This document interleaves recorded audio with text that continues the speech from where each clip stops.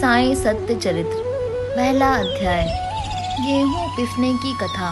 सन 1910 में मैं एक दिन प्रातः काल श्री साईं बाबा का दर्शनार्थ मस्जिद में गया।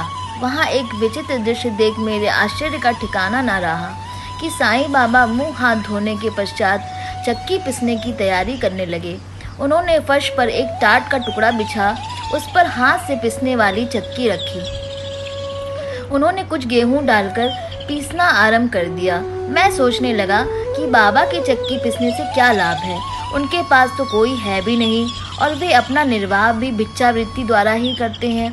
इस घटना के समय वहां उपस्थित अन्य व्यक्तियों की भी ऐसी ही धारणा थी, परंतु उनसे पूछने का साहस किसे था।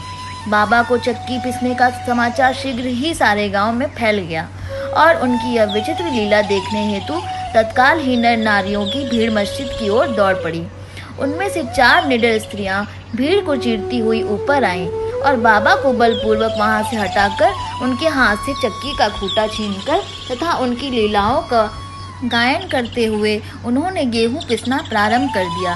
पहले तो बाबा क्रोधित हुए, परंतु फिर उनका भक्ति भाव देखकर वे शांत होकर मुस्कुराने लगे। पिसते पिसते उन स्त्रियों के मन में एक ऐसा विचार आया कि बाबा के ना इनके कोई बाल बच्चे हैं तथा ना कोई देखरेख करने वाला ही है। वे स्वयं भिक्षावृत्ति द्वारा ही अपना निर्वाह करते हैं, अतः उन्हें भोजन आदि के लिए आटे की आवश्यकता ही क्या है। बाबा तो परम दयालु हैं, हो सकता है कि यह आटा वे हम सब लोगों में ही वितरण कर दें।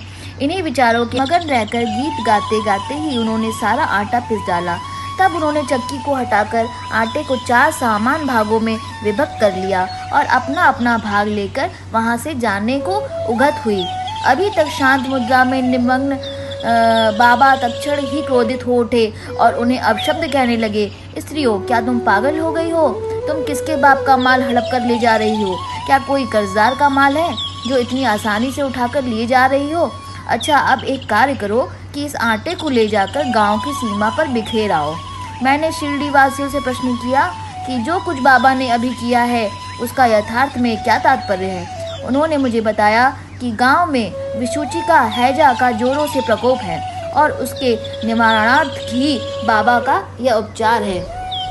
अभी जो कुछ आपने पीसते देखा था वो गेहूं नहीं वरन विसूचिका हैजा थी, जो पीस कर नष्ट भ्रष्ट कर दी गई है।